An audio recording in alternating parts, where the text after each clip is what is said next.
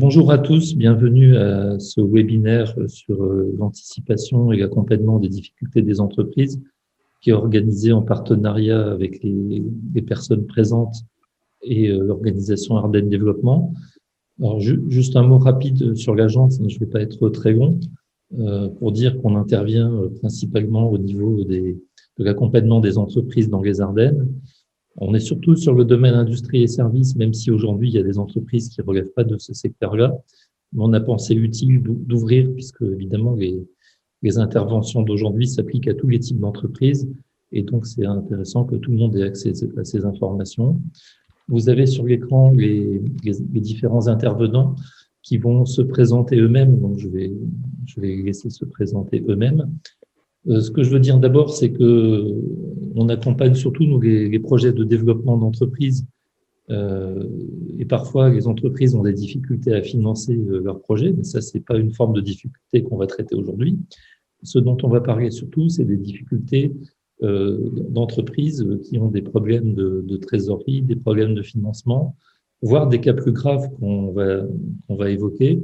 Et pour cela, on a souhaité la participation de plusieurs intervenants qui interviennent à des champs différents des difficultés.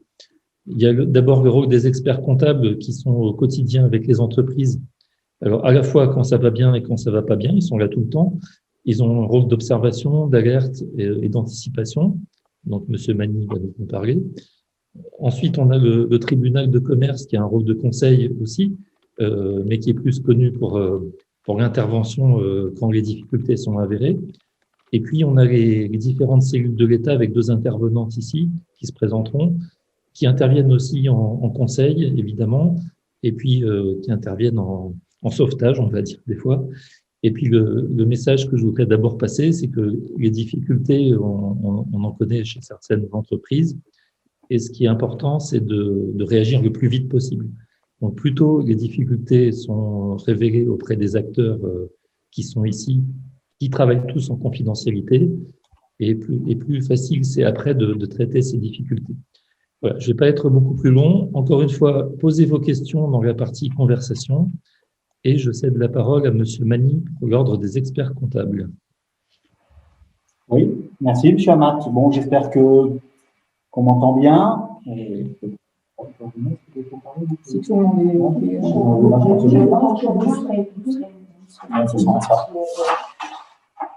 donc bonjour à tous et bonjour à toutes. Donc voilà, je représente l'ensemble de mes confrères de la région. Alors maintenant qui est la région Grand Est, au niveau de l'ordre des experts comptables. Alors l'expert comptable, effectivement, Monsieur Amat, vous avez signalé qu'on était les accompagnants des chefs d'entreprise. Alors en préambule, moi je serais tenté de dire dans l'accompagnement, on s'aperçoit, le constat, c'est que les entreprises ont besoin de beaucoup de fonds propres. Voilà. Donc, j'ai commencé un petit peu à préparer. J'ai intitulé SOS fonds propres pour des chefs d'entreprise en détresse. Donc, ça rappellera quelqu'un. Donc, pourquoi la notion de fonds propres? Pour trois raisons. D'une part, parce que comme l'entreprise sera certainement intoxiquée par la dette aujourd'hui et sûrement demain, la notion de fonds propres me semble essentielle. Pourquoi? D'abord parce que les fonds propres permettent d'absorber les pertes réalisées par les entreprises, donc on peut dire que ce sont des absorbeurs de risques. Voilà. Le deuxième point, c'est que les prêteurs, bien sûr, qui sont soucieux de récupérer leurs créances, eux, ils exigent que le coussin des fonds propres soit suffisamment important pour garantir le remboursement de leurs créances. Donc ça, c'est le deuxième point. Et le troisième point, je dis l'importance des fonds propres, c'est que les fonds propres n'ont pas d'échéance. Ils sont par nature perpétuels et ne coûtent rien en charge d'exploitation, ce qui n'est pas le cas éventuellement des quasi-fonds propres, voire de l'endettement. Donc l'idée de la notion de fonds propres, c'est d'éviter le choc de la dette. Donc avant qu'il ne soit trop tard, effectivement, ce dialogue s'installe entre l'entrepreneur et le chef d'entreprise. Donc je laisserai Nathalie parler effectivement des procédures qui existent au tribunal de commerce. Donc nous, l'idée en tant que chef d'entreprise, c'est d'avoir deux regards. Alors d'une part, notre rôle principal, c'est effectivement la sincérité des comptes annuels des entreprises. Donc aujourd'hui, effectivement, c'est important que ces comptes reflètent une véritable réalité, qu'elle soit bonne, moyenne, moins bonne, peu importe, ça doit être sincère. Et on doit surtout signaler les indices de fragilité de l'entreprise et de rechercher les causes profondes de ces dégradations. Donc, quel est mon besoin en fonds de roulement, c'est-à-dire quel est l'argent que je dois avoir pour mon cycle d'exploitation, quels sont mes délais de paiement, puisque les délais de paiement représentent le crédit interentreprise, qui est quand même la notion de marché en France. Et donc, quand j'ai mes signaux d'alerte, comment je réagis? Voilà. Donc, il me faut la bonne information pour que le chef d'entreprise puisse prendre la bonne décision. Voilà. Pour cela, afin de faciliter la sortie de crise qu'on espère proche, plusieurs éléments. Les dettes vont devenir quelquefois insoutenables parce qu'il va falloir faire face au remboursement des budgets. Il y aura la baisse des prises en charge du chômage partiel, de l'activité partielle. Il y aura la limitation éventuellement des leviers classiques, à savoir les lignes court terme de nos partenaires bancaires. Éventuellement l'engorgement des outils de factoring, et puis éventuellement le cadre juridique qui va être un peu plus sévère avec la directive européenne 2019-2023 qui globalement va durcir un petit peu les conditions de restructuration et d'insolvabilité des entreprises. Donc normalement, elle doit être transposable en mai 2021. Alors, une fois qu'on a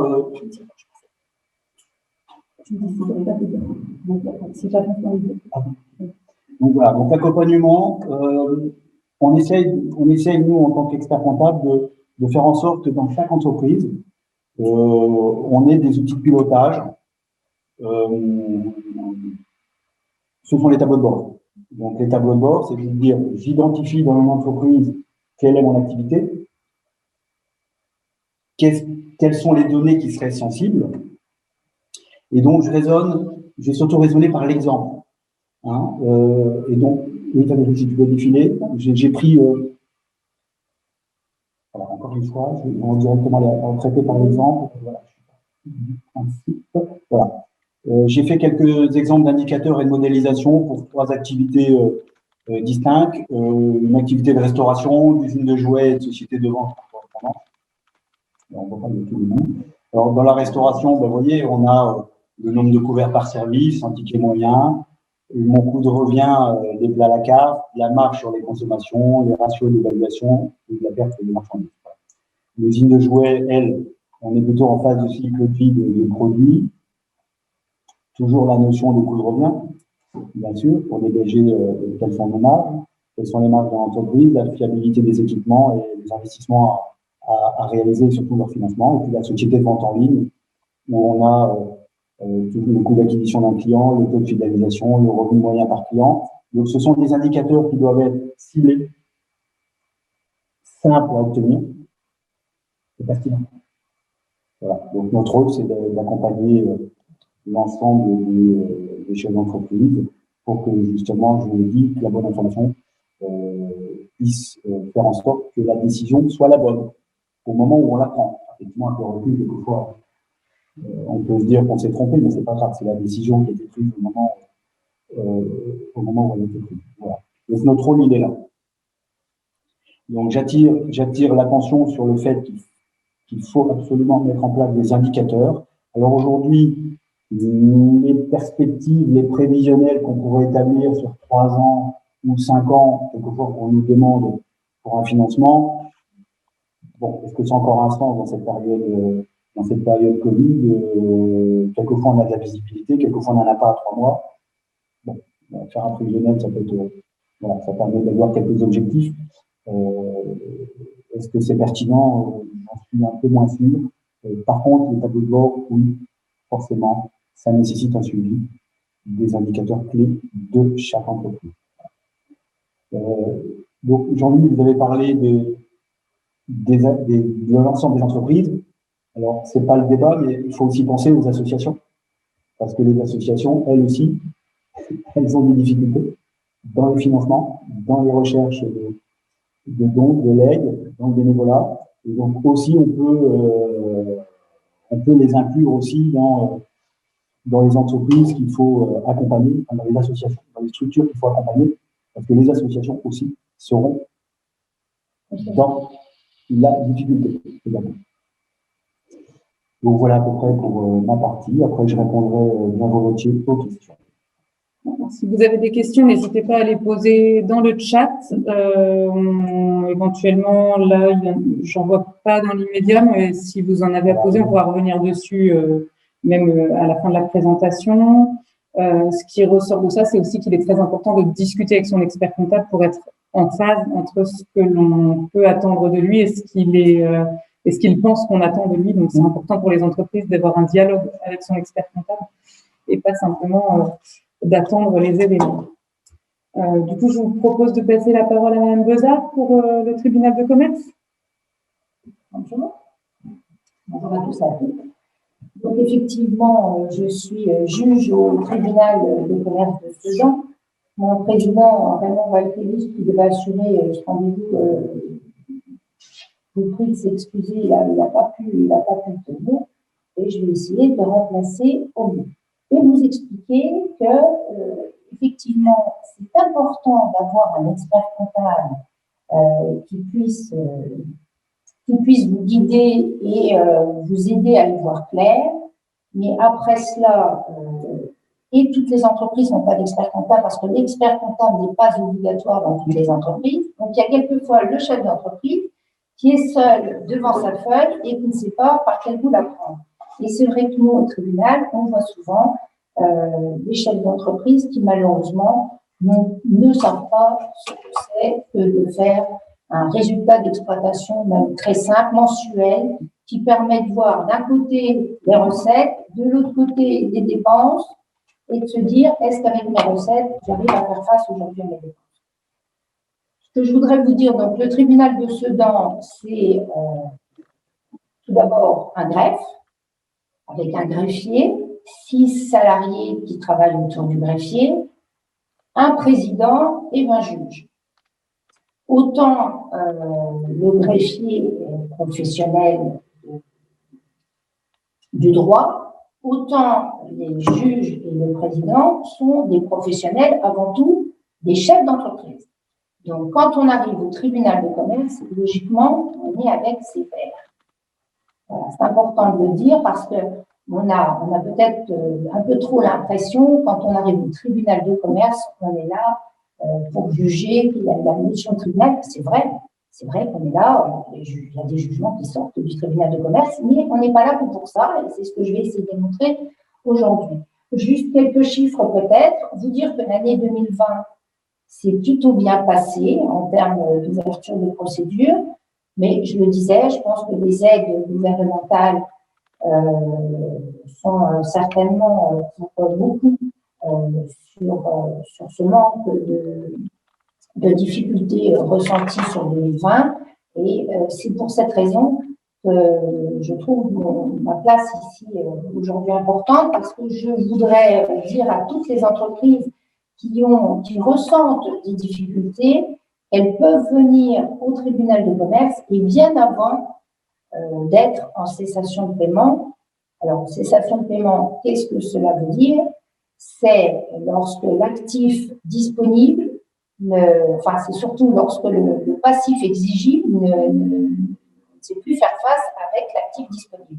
Donc, on a compris, c'est l'actif disponible, c'est quoi? C'est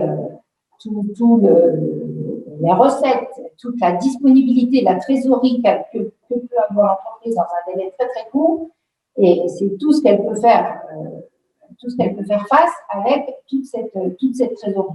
Donc, si à un moment donné, on se dit, j'ai trop de dettes, j'ai trop de contentieux, j'ai trop de difficultés, qu'est-ce qu'on fait?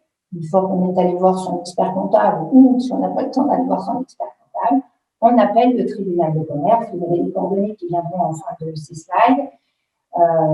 Et le tribunal de commerce, il a face à lui 5 possibilités d'aider, parce que même dans les derniers cas, malheureusement, on aide le chef d'entreprise, on en a certains qui arrivent et qui sont en larmes, parce qu'ils arrivent souvent trop tard. vous avez là le tableau qui est en face de vous, qui est relativement bien fait. À la fois, d'abord, alors, lorsqu'on n'est pas dans le cadre de cessation de paiement, donc on n'a pas de difficulté avec notre passif exigible, on sait y faire face avec notre actif disponible, mais malgré tout, on peut avoir une difficulté avec un banquier, c'est souvent en cas de mandat ad hoc, c'est souvent avec un banquier, on peut avoir une difficulté avec un créancier, et alors à ce moment-là, je vous conseille d'appeler le tribunal, le président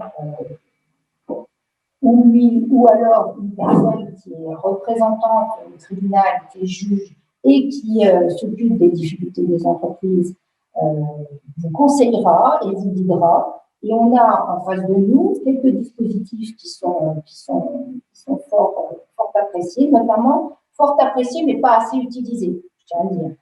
Tout d'abord, le mandat ad hoc. Le mandat ad hoc, qu'est-ce que c'est? On a un gros problème avec un échéancier. On appelle son tribunal, on appelle son président, on le voit lors d'une rencontre, et là, on prend un mandataire, ou c'est le chef d'entreprise qui le nomme, ou c'est le président qui en nomme un si le chef d'entreprise n'en a pas, et le mandataire va négocier entre le débiteur et le créancier, va essayer de négocier un accord, parce que le rôle du tribunal, c'est aussi de prévenir, de faire de la prévention et de la médiation, essayer de trouver des solutions avant justement d'arriver au placement judiciaire. Donc on peut être tout à fait dans le cadre, on a un problème avec sa banque, on ne s'en sort pas, on ne sait pas vers qui s'adresser, on appelle le président et on prend un mandataire ad hoc qui va discuter avec les deux parties, qui va essayer de trouver une solution. Ça reste tout à fait discret, il n'y a aucune publicité qui sera faite, et donc le chef d'entreprise ne sera pas. On a toujours l'impression que lorsqu'on est au tribunal, tout le monde le sait. Non, personne ne sait rien. Et il y a donc une négociation de l'échéancier qui peut être trouvée et permettre à l'embauche chef d'entreprise de s'en sortir. Le mandat ad hoc pourrait aboutir, pas forcément par une négociation ou par une conciliation, pardon, qui permet. C'est un peu dans le même cadre, on est dans le cadre d'une conciliation, c'est-à-dire qu'il y a un conciliateur qui est nommé, le chef d'entreprise a plusieurs dettes et il ne sait pas trop comment aujourd'hui faire face à ces dettes. Il y a donc un mandat, un conciliateur qui est nommé, et donc là, le tiers va essayer de négocier et on aboutira à une transaction, un protocole d'accord qui sera valorisé au tribunal de commerce. Il y aura un accord avec les partenaires et les créanciers de l'entreprise. Alors vous avez vu, ça porte 3 titres. Les premiers, c'est signe de gros temps, donc rien n'est impossible, au contraire, mais ce qu'il faut, c'est le faire le plus rapidement possible. Si par contre, on se rend compte là qu'on a des difficultés qui sont persistantes, c'est pas ponctuel, on sent qu'on rentre dans une période un peu compliquée, eh bien, pour trouver un second souffle, on a la possibilité d'ouvrir une sauvegarde. Donc, le chef d'entreprise vient au tribunal et à l'initiative donc du dirigeant, la sauvegarde, l'ouverture de la sauvegarde permet quoi? Toutes les dettes qui sont antérieures à la période d'ouverture sont gelées, c'est-à-dire qu'on ne les paye plus. En attendant de trouver, pendant une période, on a 6 mois, voire 2 fois 6, pour appeler les créanciers, voir quels sont les montants des dettes et essayer de faire un plan de sauvegarde qui donc permettra au chef d'entreprise l'étalement de ses dettes et de sortir tout à fait possiblement de cette période de plan de sauvegarde. Bien sûr, en ayant un curé passif, c'est-à-dire il faudra avoir payé toutes les dettes qui étaient au jour de l'ouverture du plan de sauvegarde. Il ne faut pas, pendant la période, après le jour de l'ouverture, il ne faut pas recréer de dette, c'est-à-dire qu'il faut arriver à être in boni sur son exploitation. Et ensuite, alors, si on n'arrive pas à être in boni pendant la période d'exploitation, on se dirige, on est donc dans le cadre de cessation de paiement, puisqu'on ne sait plus faire face à son passif. Et donc, on est dans le cadre de cessation de paiement. Et là, on a deux possibilités qui s'offrent à nous, l'empressement judiciaire ou la liquidation judiciaire. La liquidation judiciaire, c'est malheureusement celle qui fait trop souvent parler d'elle le tribunal de commerce. Et c'est dommage qu'on ne parle d'elle que dans ces moments-là, parce qu'il y a bien d'autres, j'espère que je vous en ai convaincu, bien d'autres choses à faire avant la liquidation.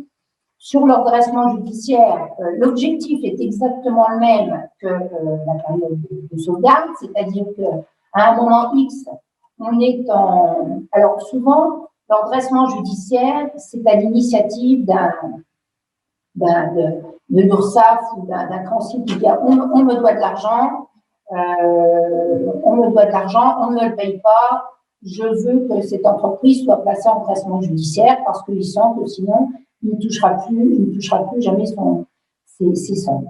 Donc, on ouvre encore la période d'endressement, qui peut être de 2 fois 6 mois, pour essayer d'établir un plan de sauvegarde, un plan de redressement, pour essayer de rembourser les dettes qu'on avait au jour de l'ouverture. Si malgré tout, cette période-là n'est pas surmontable, et bien là, effectivement, on arrive à la liquidation judiciaire où eh bien, il y a un liquidateur qui est nommé, qui va regarder quels sont les actifs de l'entreprise, essayer de les valoriser pour essayer ou de faire un plan de cession, c'est-à-dire vendre l'entreprise si on trouve un repreneur pour l'acheter, ou cette fois-ci une liquidation sèche si malheureusement il n'y a pas de reprise. Ce qu'il faut savoir, c'est qu'aujourd'hui, ce qu'on nous demande, c'est de tout faire pour qu'il n'y ait pas de liquidation, d'essayer de tout mettre en œuvre, et c'est pour ça que je demande à chacun de venir au tribunal de commerce le plus tôt possible, parce qu'on a au sein de nos structures des possibilités d'aider le chef d'entreprise, rien que le fait d'en parler, parce que quelquefois on ne veut pas en parler à un confrère, parce qu'on dit c'est un confrère, donc ça va nous mettre les pieds dans le tapis, on ne veut pas en parler, parlons-en au tribunal, parce que je pense que là on peut avoir une aide efficace. Je vous passe, vous avez dans le document, vous avez des mots de vocabulaire qui vous permettent de vous familiariser avec les mots qui sont employés au tribunal. D'abord, vous avez le mot du tribunal, mais là, je crois que vous avez compris ce que c'est. Vous avez, alors, ici, quand même 2 termes importants qui sont l'administrateur judiciaire et le mandataire judiciaire. L'administrateur judiciaire, bien qu'on ait certains seuils dans lesquels un jugement doit nommer un administrateur judiciaire et qu'en dessous, on n'est pas obligé de le nommer, on trouve, nous, au tribunal de Sedan, on le fait régulièrement, de mettre un administrateur judiciaire, c'est des personnes qui ne font que ça, qui sont des spécialistes des entreprises en difficulté et qui aident les entreprises à débloquer certains verrous qu'on peut avoir avec son banquier parce qu'ils ont les ficelles. Donc l'administrateur, c'est vraiment, et puis en plus, il est obligatoire dans le cadre d'un plan de cession de l'entreprise. Et vous avez le mandataire judiciaire, lui, il sert à vérifier tout l'état des principes. Voilà. Vous avez les coordonnées, je vous l'ai dit, du tribunal qui sont affichées à la fin. Bon, je reste disponible, bien sûr, pour toutes les questions qu'on voudrait bien poser. Eh bien, merci beaucoup. Donc, effectivement, je vous confirme que les coordonnées seront affichées à la fin et transmises à l'issue du webinaire si vous souhaitez prendre contact. Et dans tous les cas, on est toujours disponible pour les questions. N'hésitez pas à les poser dans le chat ou dans la partie questions-réponses. Donc, je vous rappelle, comme ça a été affiché, que les questions peuvent être anonymes. Donc, n'hésitez pas à les poser parce que si vous voulez poser, elles peuvent servir aussi à quelqu'un d'autre. Et puis, du coup, je vous propose d'enchaîner avec Madame Usache. D'accord. Bonjour à tous. Donc, je me présente, Sonia Usage. Je suis inspectrice divisionnaire à la direction départementale des finances publiques. Alors, je suis en charge de la division collectivité locale, mais j'ai aussi pour mission ce qu'on appelle chez nous l'action économique. Alors, l'action économique, à ce titre-là, je suis secrétaire permanente de la CCSF, qui est la commission des chefs des services. Je vais juste me permettre de vous interrompre 2 secondes parce que on me signale que le son est peut-être pas suffisamment fort, donc je vais vous proposer, on va avancer un petit peu la caméra pour qu'on vous entende mieux. On va. Est-ce que ça va? Voilà. Hop. Donc, si vous remettez ici. Voilà. Alors, je suis désolée pour le petit changement d'image. Voilà. Je ne sais pas si on m'a entendu jusque-là, mais je me représente, Sonia Usage, inspectrice divisionnaire à la direction départementale des finances publiques. Je suis en charge du service collectivité locale et de l'action économique à la direction départementale. Donc, dans le cadre de l'action économique, je suis secrétaire permanente de la CCSF, donc, qui est la commission des chefs des services financiers, et également du CODEFI, qui est le comité départemental d'examen des problèmes de financement des entreprises. Donc, ce sont ces 2 organismes-là qu'on m'a demandé de vous présenter aujourd'hui. Ce sont 2 organismes qui peuvent apporter un soutien aux entreprises en difficulté, alors soit d'expertise, soit un soutien financier ou un soutien en termes de délai de paiement pour les entreprises qui auraient des dettes fiscales ou sociales. Donc la CCSF, donc c'est la commission des chefs des services financiers. C'est une commission départementale qui est chargée d'examiner les demandes de délai de paiement qui pourraient être faites par des entreprises qui ont des dettes fiscales et ou sociales. Ce sont des entreprises qui présentent des difficultés conjoncturelles, donc qui présentent des perspectives de redressement et de développement. Et cette commission, elle est présidée par la directeure départementale des finances publiques, donc dans les Ardennes, c'est une directrice. Et les membres de la commission, ce sont des créanciers publics. Alors, ça peut être l'URSSAF, ça peut être Pôle emploi, ça peut être les douanes, ça peut être Agir, Arco. Et c'est forcément la DDFiP également. Donc, la CCSF, elle examine les demandes de délai de paiement des entreprises de moins de 400 salariés. Pour les entreprises de plus de 400 salariés, c'est le CIRI, le Comité interministériel de restructuration industrielle, qui est rattaché à la Direction générale du Trésor. Les décisions au sein de la CCSF sont prises à l'unanimité des membres et elles s'imposent donc aux administrations et aux organismes qui sont chargés du recouvrement des dettes. Donc, qui peut saisir la CCSF? Bon, la CCSF, elle s'adresse un peu, je veux dire, à toutes les entreprises, toutes sortes d'entreprises. Ça peut être des agriculteurs, des artisans, des commerçants, toute personne physique qui exerce une activité indépendante. Ça peut être aussi, on en parlait tout à l'heure, des associations, à partir du moment où forcément elles sont aux impôts commerciaux, qu'elles sont des cotisations sociales à régler, et puis toutes les sociétés de toute nature juridique. Donc pour être recevable, une demande de délai de paiement doit être faite par une entreprise qui dépose régulièrement ses déclarations fiscales et sociales. Il faut également qu'elle soit à jour de ses cotisations salariales et du prélèvement à la source. Alors pour les cotisations salariales, je vous le dirai un petit peu plus tard, il y a une exception là, dans le cas de la crise sanitaire. Mais le principe, c'est ça. Donc, bien être à jour de ses obligations déclaratives et être à jour dans le paiement des cotisations salariales et du prélèvement à la source. Alors, la CCSF, elle est compétente pour les entreprises qui sont dites in bonis, c'est-à-dire hors procédure collective, mais aussi pour les entreprises qui seraient en conciliation, en mandat ad hoc, en sauvegarde judiciaire ou en redressement judiciaire, s'il y a un plan de continuation, et pour les dettes qui seraient hors plan de continuation.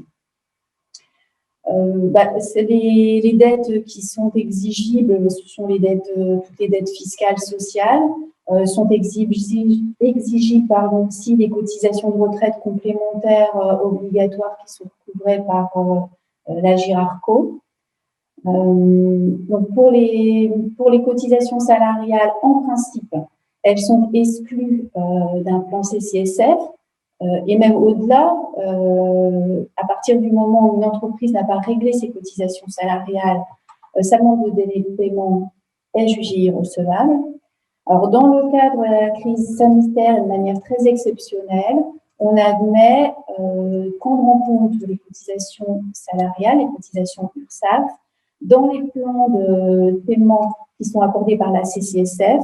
Alors, il s'agit uniquement des cotisations salariales pour lesquelles un report de délai de paiement a été accordé dans le cadre de la crise sanitaire. Ce sont les dettes dites de Covid de l'URSSAF.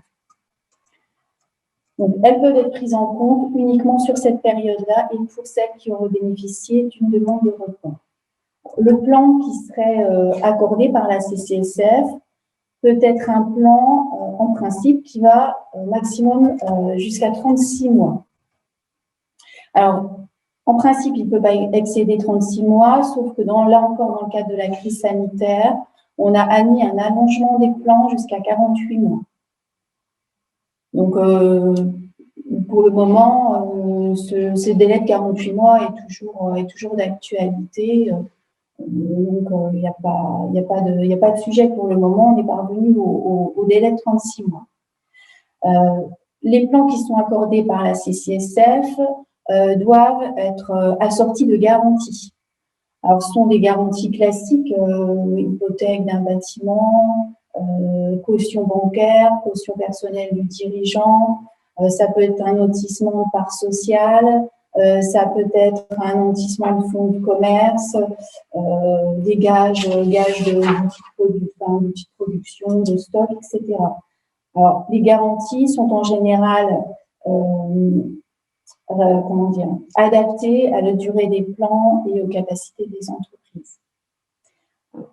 Si toutefois, dans le cours d'un plan, une entreprise avait des difficultés complémentaires, si on constate qu'il y a des dettes postérieures au plan, on a toujours la possibilité, sous certaines conditions bien sûr, et à condition que les créanciers publics l'acceptent, on a toujours la possibilité de réintégrer ces dettes postérieures dans le plan en cours, éventuellement en rallongeant la durée du plan si nécessaire, et si on n'est pas au-delà des 48 mois. Ce que je peux dire encore, c'est que les entreprises qui ont un plan d'apurement bénéficient de la suspension des poursuites qui ont été engagées par les créanciers publics. Et à la fin du plan, quand les dettes en principal ont été réglées, l'entreprise peut demander une remise des majorations et des pénalités qui restent dues. Il faut savoir que le paiement des majorations et des pénalités est toujours différé en fin de plan. Donc, avant d'arriver aux échéances concernant les majorations et pénalités, l'entreprise peut faire une demande de remise gracieuse. Alors, il y a une autre action de la CCSF également, c'est la remise du principal de la dette. Alors ça n'est possible que dans des cas très limités. C'est lorsqu'il y a l'ouverture d'une procédure collective. Procédure de conciliation, sauvegarde, redressement judiciaire. Dans les 3 mois de l'ouverture de la procédure collective, l'entreprise peut faire une demande de remise de ses dettes sociales ou de ses dettes fiscales. Alors, il faut savoir qu'il n'y aura jamais un effacement de la totalité des dettes de l'entreprise et que, quoi qu'il arrive, l'effort qui sera fait par les créanciers publics sera comparé et proportionné aux efforts qui seront faits par les créanciers privés. Donc, l'intérêt pour une entreprise de saisir la CCSF, c'est lorsqu'elle a plusieurs créanciers, puisque le plan CCSF peut regrouper l'ensemble de ses dettes sociales et fiscales avec un délai relativement plus long que ce qui pourrait lui être proposé par les créanciers publics. Alors, si une entreprise n'a qu'une seule dette, soit sociale, soit fiscale, elle peut saisir la CCSF. Pour autant, il est peut-être préférable, dans un premier temps, de se rapprocher du service gestionnaire du dossier, puisque avec la crise financière, en principe, ils disposent eux aussi d'outils, entre guillemets, qui permettent d'accorder des plans sur une plus longue durée. Par exemple, les services des impôts des entreprises peuvent accorder des plans beaucoup plus longs qu'ils ne le pouvaient précédemment. Et là, pour les plans qui seraient accordés à partir d'avril 2021, ce sont des plans qui peuvent être accordés sur une durée de 24 mois sans garantie. Donc, c'est assez intéressant. Et ils peuvent aller jusqu'à 36 mois. Alors, il faut voir quand même que cette durée de plan, elle est conditionnée au coefficient d'endettement de l'entreprise. Donc, il faut se rapprocher de son service des impôts des entreprises pour voir avec eux quel délai pourrait être accordé. Donc, voilà pour la CCSF, la présentation que je pouvais vous faire. Je ne sais pas s'il y a des questions. Moi, juste peut-être rappeler que c'est une procédure discrétionnaire. Tout à fait. Oui, c'est vrai, tout à fait. Je ne sais pas si on a entendu la question, peut-être si vous voulez. Alors, effectivement, c'est une procédure discrétionnaire. On respecte le secret fiscal au sein de la commission. Les banques ne sont pas informées de la mise en place du plan. Alors, le directeur de la Banque de France est tout de même membre de la commission de la CCSF, mais pour autant, il est soumis à la discrétion et au secret fiscal. Donc, c'est tout à fait transparent. Je veux dire, personne ne sait, ne sait qu'un plan d'étalement des dettes a pu être mis en place. C'est une procédure qui est confidentielle, effectivement. Okay. Voilà. Merci. Je peux continuer sur le codéfi s'il n'y a pas de questions. Moi, une question. Juste savoir, un chef d'entreprise qui se dit qu'aujourd'hui, il aimerait se donner un petit peu d'autonomie et un petit peu de trésorerie. Est-ce qu'il pourrait venir vous voir sans avoir à justifier qu'il a de réelles difficultés pour obtenir un plan à 48 mois sur toutes ses dettes fiscales et sociales? Alors, déjà, pour qu'un plan puisse, une demande de délai puisse être examinée, il faut que les dettes soient exigibles. Donc, il faut que le chef d'entreprise ait constitué de la dette. Donc, s'il n'a pas de difficulté, je ne vois pas l'intérêt de constituer de la dette. Ben, on peut très bien, lorsque le Covid est arrivé, on nous a autorisé à décaler les dettes sociales et fiscales. Qui, à un moment donné, on est arrivé au bout d'un certain temps, on s'est retrouvé avec une masse qui était peut-être difficile à régler sur une trésorerie courante, qui aurait peut-être pu faire face en se serrant un peu le. Est-ce qu'il est possible d'imaginer qu'à ce moment-là, ils viennent vous voir en vous disant bon ben voilà, aujourd'hui, j'ai quand même un peu de mal, je pense que je vais avoir du mal à payer tout ça, et demander l'étalement sur 48 mois. Tout à fait, c'est possible. En anticipation. Il faut que la dette existe, ça c'est clair. Il faut de la dette. Après, effectivement, mais il faut quand même qu'il y ait aussi quelques difficultés. On ne va pas accorder un plan sans avoir aucune difficulté. Il faut quand même qu'il y ait une trésorerie qui soit très tendue. Dans le dossier, il y a un plan de trésorerie à faire sur 24 ans, c'est ça? Oui, c'est ça. Sur la durée du plan, en fait. Alors, ça dépend. Si on a un plan de 24 mois, effectivement, il y aura c'est démontré qu'à un moment donné, on a un petit souci de trésorerie. Donc, l'administration fiscale n'est pas là pour faire le banquier, c'est ça? Non, pas vraiment. D'autant que, comme je le disais, on demande des garanties aussi. Donc, il y a quand même. Oui, non, mais c'est vrai que c'est une question parce que le Covid en soi est une difficulté. Et ce plan de trésorerie qui pourrait être accordé, qui doit être présenté, qui ferait apparaître une difficulté de trésorerie au bout de 12 mois, ça permettrait de passer plus facilement une aide fiscale, une aide sociale. Oui.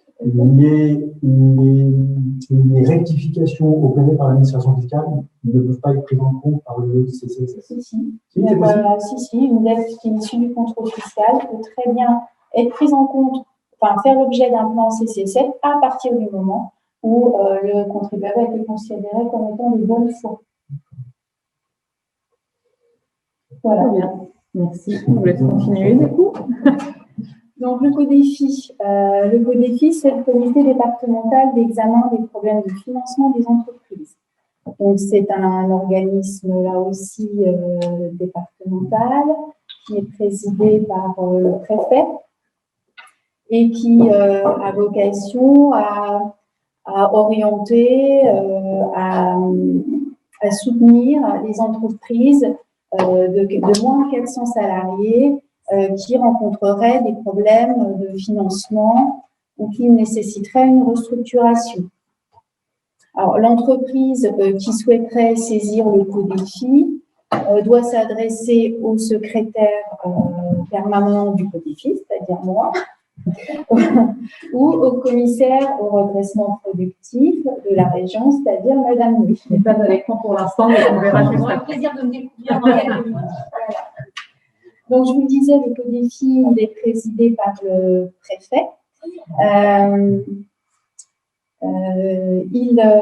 Les membres du CODEFI sont différentes administrations. Donc, sont présents au CODEFI la Banque de France, la Directe, l'URSSAF, la DDFIP,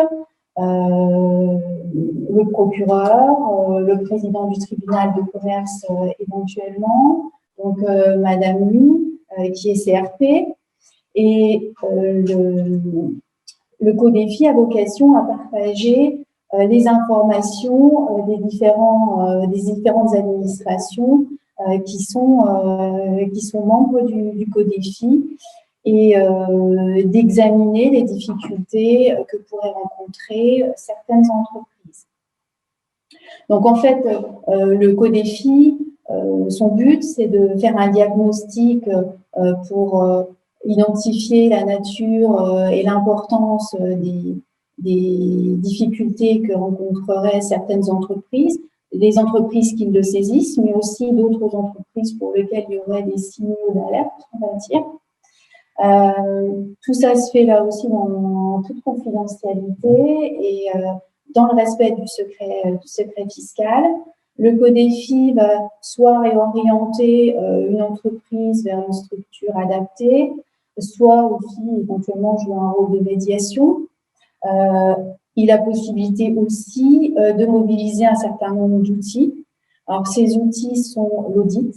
Le CODEFI peut, avec l'accord de l'entreprise, commander un audit pour diagnostiquer la situation de l'entreprise, ses difficultés et valider des hypothèses de redressement économique et financier.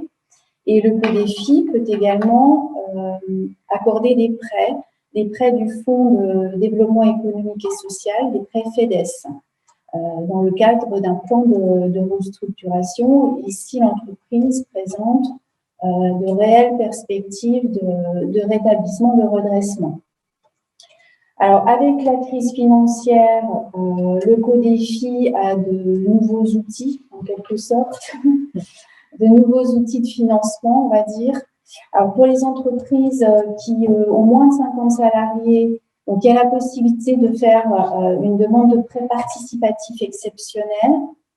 Donc, ces demandes, pour faire ce type de demande, les entreprises qui seraient intéressées doivent se rapprocher de moi, en l'occurrence. Et ensuite, la demande est faite sur une plateforme très participative de BPI France. Et elle est examinée par les membres du CODEFI. Donc, c'est un prêt participatif qui peut aller jusqu'à 100 000 €. Ensuite, on a, pour les entreprises, cette fois de plus de 50 salariés, on a deux types de financement possibles. Donc, c'est soit l'avance remboursable jusqu'à 800 000 € ou le prêt bonifié qui peut aller au-delà. Voilà. Et là, pour les entreprises concernées, donc il faut se rapprocher du CRP, donc de Madame Louis. Et ensuite, la demande se fait via une plateforme différente que la précédente. C'est la plateforme Démarche simplifiée de la Direction générale des entreprises. Alors, il y a un certain nombre de conditions pour pouvoir bénéficier de ces financements. La première condition, c'est d'avoir déjà fait une demande de prêt garanti par l'État. Il faut que cette demande ait été refusée ou admise partiellement. Et il faut que l'entreprise ait eu recours à la médiation du crédit. Donc ensuite, il y a d'autres conditions, mais qui sont différentes selon les financements qui sont demandés, qui sont sollicités. Donc ça, c'est à voir au cas particulier quand les entreprises nous contactent. Donc voilà, je ne sais pas, Madame Louis, si je pense quelque chose à... Je pense qu'on a dit l'essentiel. Je vais revenir un petit peu sur quelques autres sujets, dont la médiation du crédit, très rapidement. Donc voilà, on brossait un petit peu les deux organismes qui peuvent venir en soutien aux entreprises du département qui rencontreraient des difficultés. Très bien, merci pour ça. Alors, soit je peux tourner un petit peu l'écran. Oui, comme ça, Carla, sinon on rééchange. Si on tourne un petit peu comme ça, est-ce qu'on peut faire un test son, simplement? Je vais déjà retirer mon masque, on m'entendra beaucoup mieux. Voilà. Est-ce qu'on m'entend correctement? Alors, oui, non, pas de retour pour l'instant. Pas de retour. Qui nous dit mot constant? Alors, si on parle assez fort, oui. J'ai eu un petit retour, une petite confirmation. Voilà. Ok, donc moi je suis Jennifer Mouy, je suis commissaire aux restructurations à la prévention des difficultés des entreprises. Ça fait très peur comme ça et c'est très long. Mais en gros, mon métier, c'est d'accompagner des entreprises, majoritairement des entreprises industrielles, de taille assez conséquente. La cible, c'est plutôt plus de 130 salariés, mais ça, on adapte en réalité beaucoup au territoire. Et sur le territoire donné, j'accompagne des entreprises qui font bien moins de 50 salariés, pour être très clair. Et donc, l'accompagnement, c'est de les aider déjà à comprendre leur situation, à poser un diagnostic sur la base des éléments dont on a parlé avec M. Mani, notamment.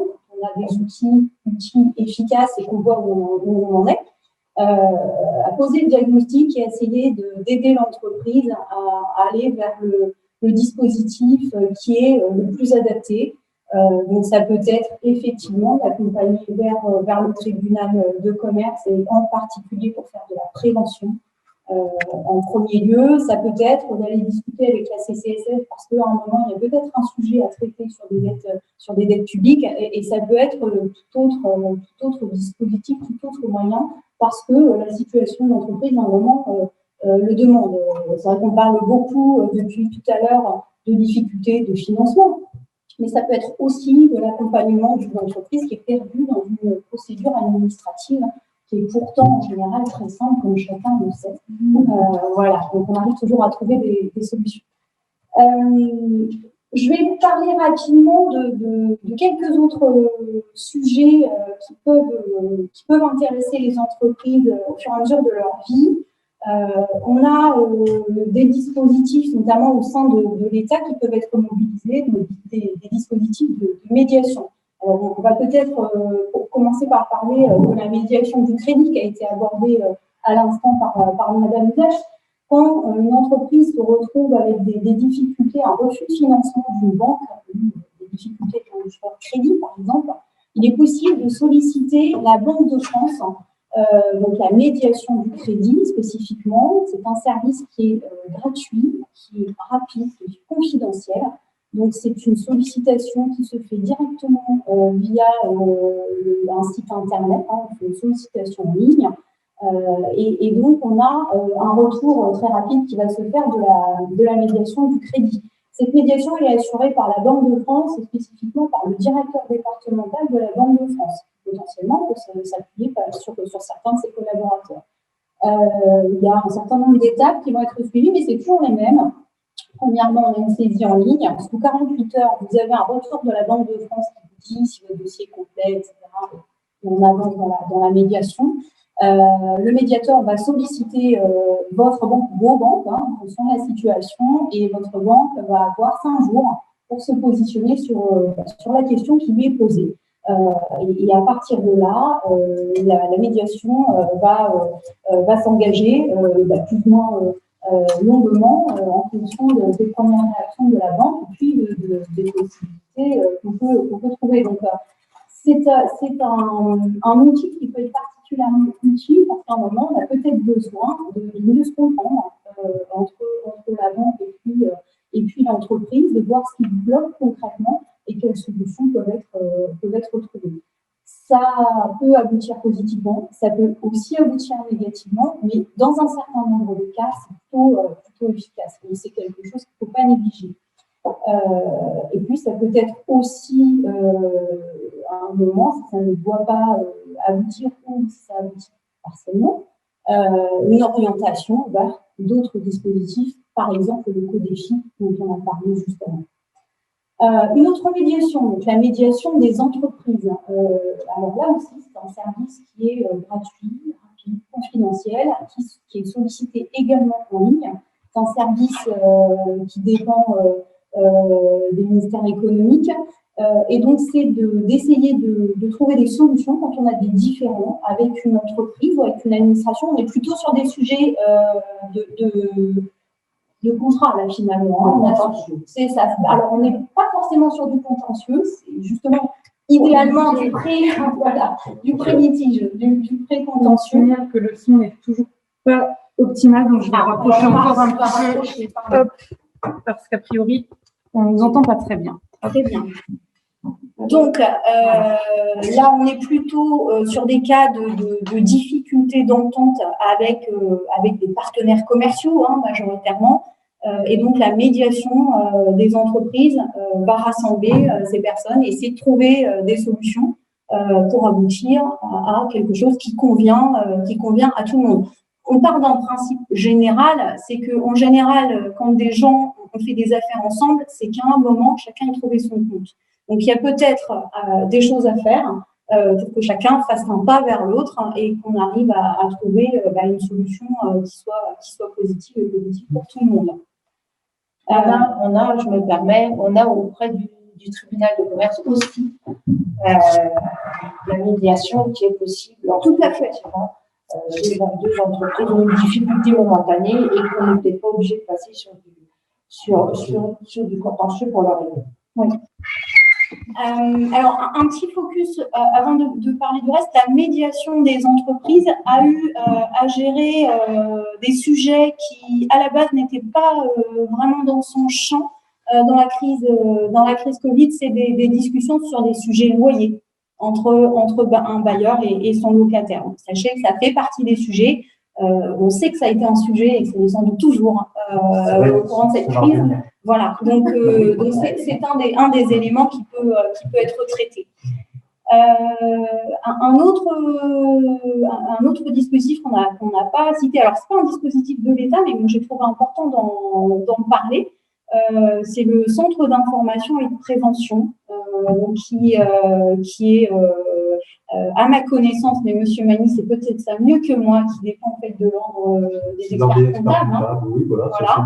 Et vous pouvez en fait solliciter des entretiens, donc c'est confidentiel, anonyme, gratuit, pour être reçu par un trio d'experts, donc experts comptables ou commissaires aux comptes, avocat, juge, enfin ancien juge pour le coup, un tribunal de commerce. Voilà, l'impartialité à un moment, c'est peut-être mieux. Ça permet de faire un point de situation et peut-être d'être orienté, guidé, d'aider à comprendre ce qui se passe chez moi, qu'est-ce que je peux faire et quelle est la bonne porte à pousser. Ça peut être peut-être un premier pas quand on n'ose pas tout de suite aller à la porte du tribunal de commerce, bien que, je le redis, il n'y a aucune raison de ne pas passer cette porte. Et donc, sur le CIP Champagne-Ardenne, les prises de contact, c'est à Reims. Je remis le site où on peut trouver ça. Et sachez que vous trouvez également sur le site du CIP national des outils d'autodiagnostic qui vous permettent de faire un premier point de situation. Mais de mémoire, on trouve également des choses comme ça sur les sites des tribunaux de commerce ou des sites comme les sites de CCI également. Et puis, je vous parlerai également très rapidement des outils d'analyse financière qui sont proposés par la Banque de France. Alors, en premier lieu, on a des contacts et on doit avoir des contacts les plus ouverts possibles avec les professionnels qui nous accompagnent au jour le jour, les experts comptables. Mais on peut aussi avoir le souhait de regarder les choses différemment, un peu plus profondément, pourquoi pas. Et donc, il est possible d'utiliser ce type d'outil. Alors, il y a deux gammes. Un outil qui s'appelle Opal, qui est un outil de découverte. C'est un outil diagnostique en ligne, gratuit. Vous faites un diag en ligne directement et vous pouvez avoir un entretien avec un analyste de la Banque de France d'1 heure qui fait un point de votre situation. Encore une fois, ce sont simplement des outils qui vous permettent peut-être de vous interroger, de vous positionner et de voir est-ce qu'il y a un sujet, est-ce qu'il n'y a pas un sujet. Un deuxième outil de la Banque de France, alors là, ce n'est pas un outil gratuit, mais c'est un outil qui est beaucoup plus profond, beaucoup plus complet, qui s'appelle Géode. En général, c'est une phase 2. Donc là, on est sur un accompagnement personnalisé par un analyste. Il y a plusieurs formules possibles et ça permet vraiment de décortiquer sa situation sur la base de ses comptes, sur la base, bien évidemment, comme le disait Mani, de son type d'activité, qui est tout à fait particulier, évidemment, et de voir comment on est placé, est-ce qu'on va bien, moins bien, quelles sont les pistes, peut-être, les points de fragilité sur lesquels il faut travailler. J'ai pas doté d'autres outils à ce stade, mais sachez qu'en réalité, en fonction de la situation et en fonction de la question que vous vous posez, il y a peut-être d'autres choses, d'autres portes qui sont à pousser. Le plus important et le message moi, qui me semble essentiel à retenir, c'est qu'il ne faut pas rester seul face à ces questions, face à ces difficultés. Je pense que quelle que soit la porte que vous poussez, de toute façon, le fait d'aller au contact de quelqu'un, de s'interroger, de poser des questions, la porte, c'est la bonne. Parce que la personne, si ce n'est pas elle qui peut vous aider, elle va vous réorienter et essayer de vous aider à trouver une solution et quelqu'un qui puisse vous accompagner. Tout à fait. Merci beaucoup. Alors, on a une question qui est arrivée dans le chat, qui est un peu générale. Alors, je ne sais pas si je peux vous afficher à l'écran, si ça apparaît à l'écran ou pas. Non, parce que ça apparaît devant, non. Je vais vous la lire. Donc, c'est un peu hors contexte par rapport à la CONEFI, mais la question peut être reprise plus tard si nécessaire. Donc, voilà, nous y sommes. Nous faisons aujourd'hui face à une situation proche de la pénurie de matières premières. Au niveau des aciers, les stocks se tendent extrêmement et nous avons peur de nous retrouver totalement bloqués dans les semaines à venir. Dans le cas où le dispositif de chômage partiel finirait et que nous nous retrouverions dans des situations de pénurie, à quel dispositif pouvez-vous nous conseiller de recourir? Donc, est-ce que, je ne sais pas qui veut prendre la question. Peut-être du coup essayer de remettre tout le monde à l'écran ou à peu près. Aujourd'hui, le dispositif d'activité partielle est renouvelé de mois en mois, tel qu'il existe. Je vais répéter.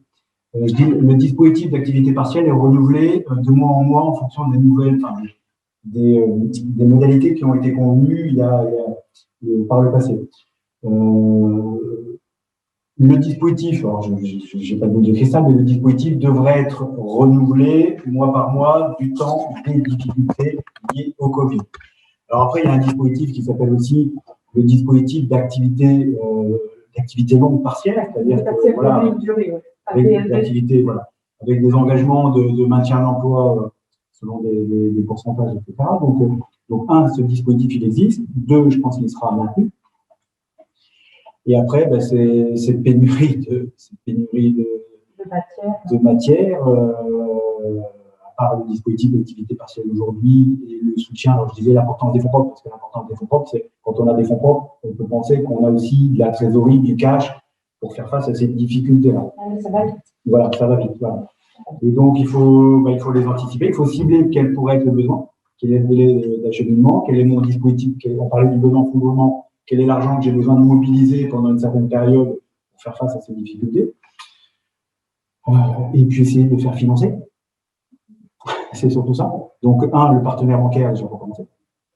Et il serait dans son rôle de dire oui. Voilà. Et si c'est un non, c'est de se tourner vers un dispositif qu'on a. Donc, je sais que le dispositif CCF, ce n'est pas le cas. Il n'y a pas de particulière. Voilà. Donc le crédit interentreprise ne fonctionnerait pas non plus. Parce que c'est pas pour ça. Donc après, Codépi, non? C'est ça, oui. Bah, moi, je reprends, je suis d'accord avec ce que vous indiquez. Ouais. Effectivement, d'une part, l'activité partielle telle qu'on la connaît au sein de la crise Covid aujourd'hui continue et peut-être un outil quand à un moment on se retrouve coincé et qu'on ne peut pas travailler à plein parce qu'on manque de matière, par exemple. Donc ça, c'est un premier sujet. Et sachez que le dispositif d'activité partielle n'a pas été créé par la crise du Covid. C'est un dispositif qui existe depuis longtemps, qui n'a pas vocation à disparaître, même si les taux d'accompagnement ne sont pas forcément les mêmes. Mais pour autant, ils existent. Hein. C'était un peu la question de ce chef d'entreprise, c'est de dire, aujourd'hui, est-ce qu'on pourrait avoir un accompagnement qui soit à hauteur de ce qu'on avait connu à la période Covid, parce que ce chef d'entreprise parle de l'acier, mais il y a une pénurie globale sur l'ensemble des matières premières qui nous servent, nous, dans le bâtiment, notamment, parce que je suis tout à fait dans le bâtiment. Et quand je dis bâtiment, c'est le bâtiment direct, mais c'est tous ceux qui travaillent pour le bâtiment. Et il y a une pénurie globale de l'ensemble des matières premières. Donc, ça pourrait intéresser beaucoup d'entreprises. Pour ce qui est de l'activité partielle telle qu'on la connaît aujourd'hui, Covid, on va dire, effectivement, pour le moment, elle est reconduite tant qu'on est dans cette phase de crise. Maintenant, de vous dire précisément à quel moment est-ce qu'on va revenir vers des taux d'intervention classiques de l'activité partielle, moi, je n'ai pas l'information. Il me semblait que justement, j'avais entendu, mais je le dis comme ça, il me semblait qu'il était question de revenir de diminuer le taux. Oui, il a été question de revenir à des taux diminués pour atteindre ensuite les taux classiques plusieurs fois dans la crise sanitaire qu'on a vécue, mais du fait des rebondissements malheureusement de cette crise sanitaire, aujourd'hui ça n'a pas été le cas. Et c'est aussi pour préparer ces éléments-là, cette perspective, qu'a été mise en place l'activité partielle de longue durée, qui permet quand même d'amortir, d'accompagner pendant un temps relativement long, ce que ne doit pas normalement faire l'activité partielle, puisqu'à la base, elle est là pour aider à une difficulté conjoncturelle, passagère. Voilà. Et donc, effectivement, si ensuite le sujet, c'est du financement, parce qu'il y a de la pénurie, mais il y a aussi de la hausse des matières, majoritairement, on retombe là sur les sujets de difficultés de financement que l'on a abordé effectivement depuis tout à l'heure. Le premier partenaire de l'entreprise, c'est sa banque, c'est son partenariat privé, ses actionnaires, sa banque, donc ses banques dans les premiers temps. Et ensuite, si une solution ne peut pas se dégager, ou en tout cas si elle n'est pas suffisante, de s'orienter vers les dispositifs dont on a parlé ensemble pour voir ce qui est possible de faire pour passer cette phase compliquée. Très bien. Alors, merci beaucoup. On n'a pas à ce stade d'autres questions dans le chat. Bien évidemment, les questions pourront toujours arriver après par mail. Vous avez les coordonnées. Alors, je vais vous les remettre à l'écran et puis je vais redonner la parole à Monsieur Amat.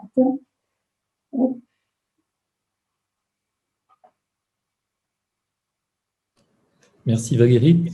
D'abord, je voudrais remercier vivement tous nos intervenants, donc majorité d'intervenantes et un intervenant, y compris Valérie Gardan d'Ardennes Développement, que vous entendez mais que vous ne voyez pas à l'écran, et qui a organisé cette réunion. Ce qu'il faut retenir de ces échanges très complets, alors personne ne nous a quittés en route, ça veut dire que c'était passionnant et qu'on a tous écouté religieusement. J'espère qu'on a appris des choses et qu'on osera pousser la porte, c'est une formule que j'ai entendue et qui est importante, s'exprimer. On l'a dit plusieurs fois, les écoutes de tous les intervenants sont confidentielles, c'est important de le préciser, donc vous pouvez parler en confiance. Il y a plusieurs portes d'entrée, donc il y en a quelques-unes qui s'affichent à l'écran, évidemment les intervenants. L'agence, évidemment, hein, il y a la CCI, la Chambre des métiers, on travaille tous en réseau. Et l'important, c'est que quand il y a des difficultés, on en parle le plus tôt possible. Après, vous avez vu qu'il y a énormément d'outils pour accompagner en fonction du type de difficulté et du degré de difficulté qui est avéré. Donc, il y a effectivement la question qui a été posée qui est sur un autre type de difficulté. On ne pouvait pas tout traiter aujourd'hui. Il y aura peut-être d'autres réunions sur d'autres sujets. En tout cas, merci encore à tous les intervenants.